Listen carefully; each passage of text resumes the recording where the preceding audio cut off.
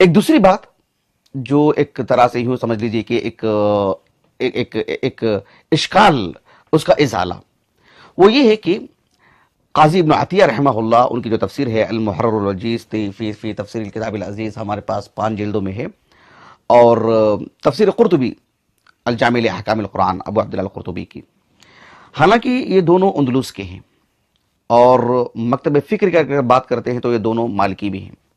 یہ اور بات ہے کہ اللہ کا عظیم احسان ہے، یہ ڈھیٹ متعصب اور مقلد تقلیدی طور پر جو ہے تقلید جامد کے شکار نہیں ہوئے ہیں، بڑے علماء میں سے ہیں ہماری 1400 سالہ تاریخ میں۔ اس باب کی اگر بات کرتے ہیں، اس موضوع سے متعلق اگر بات کرتے ہیں،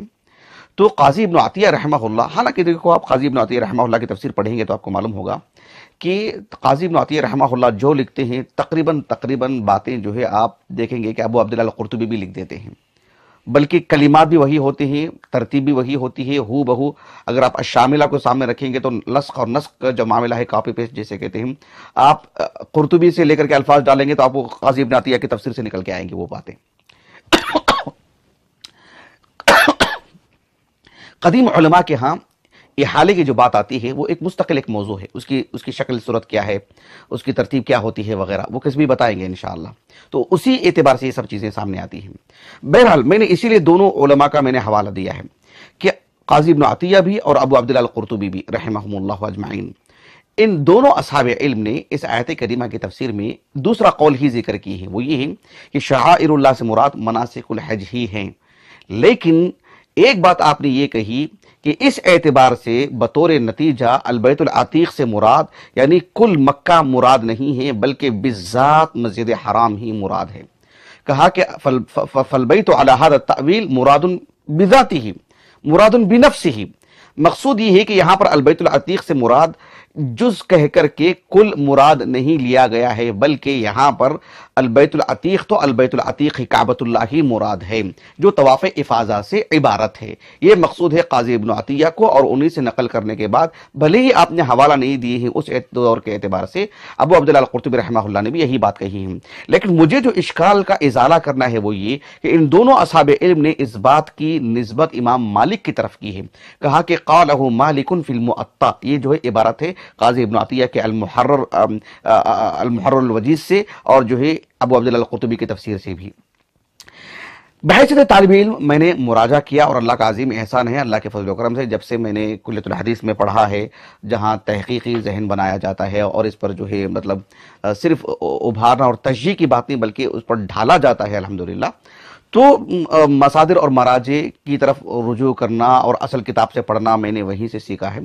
تو اللہ کا عظیم احسان ہے، اس کے بعد سے میں اس کا اہتمام کرتا ہوں۔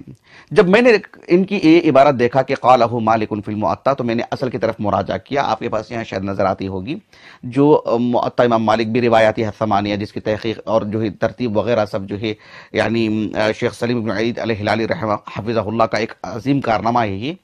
تو اس میں جلد نمبر 2 آپ دیکھیں گے، اس میں کتاب الحج ہے، غور طلب بات ہے۔ قاضی ابن عطیہ اور ابو عبداللہ القرطبی رحمہ اللہ نے دوسرے قول کو جو ہے یعنی ترجیح دی، اور اس کی نسبت امام مالک کی طرف دی، اور امام مالک کی طرف نسبت دینے کا مطلب یہ ہوا کہ گویا کہ امام مالک رحمہ اللہ کا یہ موقف ہے کہ وہاں پر البیت العتیق سے مراد جو ہے کعبۃ اللہ ہی مراد ہے، وہ یعنی بالذات مسجد ہی مراد ہے، طواف افاضہ جو ہے اصل اس کی طرف اشارہ کیا جا رہا ہے، منحر مراد نہیں ہے۔ جبکہ آپ دیکھیں گے کہ امام مالک رحمہ اللہ کے الموطأ میں کتاب الحج دیکھیں گے تو اس میں ایک مستقل باب ہے، باب جامع الہدی، یعنی قربانی کا جو جانور ہے جو حاجی لے کر کے جاتا ہے اسی سے متعلق، یا ایک حاجی پر کسی طرح کی واجبات میں کوئی کمی بیشی ہوتی ہے جس کی بھرپائی کے لیے اسے قربانی کوئی جانور ذبح کرنے کی بھی بات آتی ہو، تو ان سبھی امور کو یکجا کیا گیا ہے اس باب میں، باب جامع الہدی۔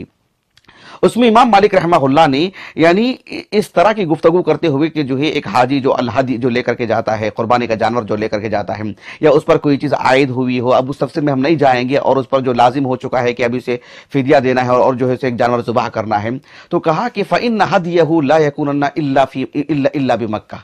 آپ نے کہا کہ جو یہ جانور قربان کرنا ہے اس کو مکے ہی میں قربان کرنا ہے۔ دیکھو آپ نے منحر نہیں کہا، جو مینا کا میدان ہے، جو یوم النحر میں جو ذبح کیا جاتا ہے، یہ جو عام جانور بھی ہو جو اس پر کسی طرح کا لازم آ چکا ہو، جیسے وہ یعنی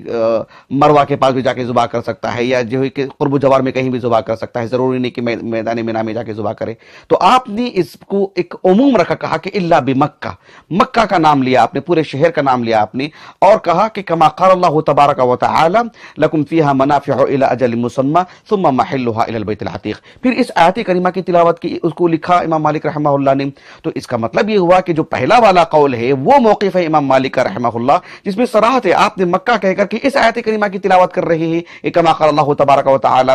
جبکہ جو دوسرا قول ہے عبد الرحمن بن زید بن اسلم نے کہا، قاضی ابن عطیہ نے کہا، ابو عبداللہ القرطبی نے کہا، اور ان دونوں مؤخر الذکر اصحاب علم نے جزم سے کہا کہ جو ہے امام مالک کا موقف ہے، وہ مجھے نہیں مل پایا بہتر طالب علم کے، یہ میں آپ سے کہنا چاہ رہا ہوں. بلکہ امام مالک رحمہ اللہ اپنی سند سے سعید بن المسیب رحمہ اللہ کا بھی ایک فتویٰ جو کسی عورت کے حق میں آپ نے جواب دیا تھا، تو کہا کہ محل البدن البیت العتیق،